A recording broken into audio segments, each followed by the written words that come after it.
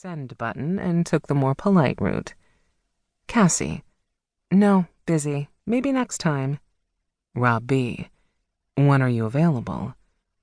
She was sure he had better plans on Saturday night and couldn't wait to hear his excuse. Cassie. Saturday night. Rob B. Great. How about 7 o'clock again, same place? Color her surprised. Cassie. Sounds great. See you then. Cassie's heels echoed off the wooden floors as she walked into Oakwood's bar area at 7:15. She had sent Rob a text to let him know she was running behind, so she'd meet him in the bar.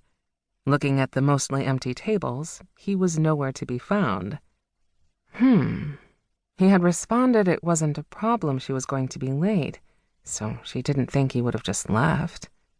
She walked up to the old-fashioned bar, the kind you'd see in a Western movie, complete with a bar-length mirror hanging behind it, and climbed onto a heavy wooden bar stool. Maybe he's in the restroom. A perky red-headed bartender bounced over with a smile and asked what she'd like to drink. I'll have a Crown and Ginger, tall, please. As the woman gathered the ingredients on the other side of the counter, Cassie nervously traced her fingers on the scuffed mahogany while swiveling her seat back and forth. When the frosted bar glass was placed in front of her, Cassie jabbed the skinny red straw in the ice. There wasn't a guy here waiting for someone, was there? About 5'11", athletic build, light brown hair, nice looking. The bartender shook her head, swishing her red ponytail back and forth.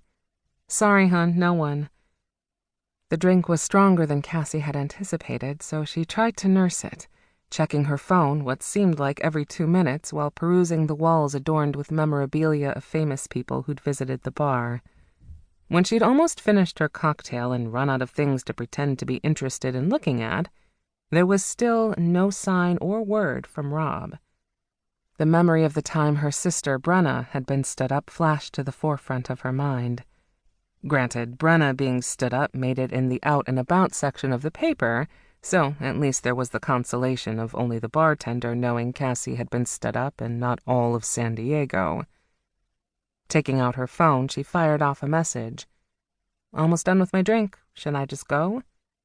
She'd give him 5 minutes to respond, then she was leaving if he didn't. He immediately sent back a cryptic text. Rob B. Be there soon. What the hell? Red eyed her near-empty glass and asked if she wanted another. I'm not sure. The woman gave a sympathetic smile. What time was he supposed to be here? Cassie hesitated, then overshared. 7, but I texted to let him know I was going to be late. He said that was fine, but made no mention of being late himself.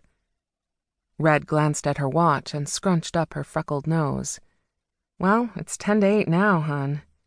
She might have sensed Cassie's indecision about what to do next because she said, I've got to grab a case of beer from the cooler, so no rush. Be right back.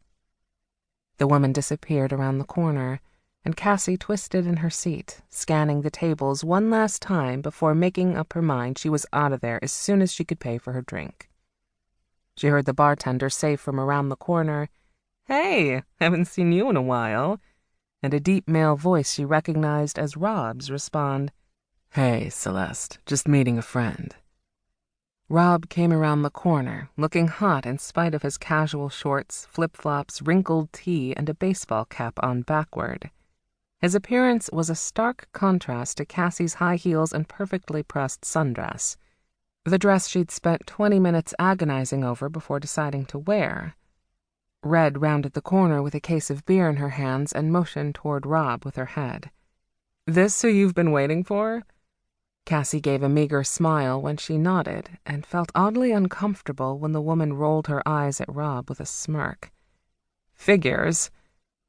Celeste, Cassie assumed was her name since that's what she'd heard Rob call her, suddenly seemed less friendly toward Cassie when she took Rob's drink order, all but ignoring the pharmaceuticals rep now. How's Lauren? The woman asked him, making sure to lean forward to show her ample cleavage while scooping ice for his drink. We broke up. The barmaid eyed Cassie. I wondered.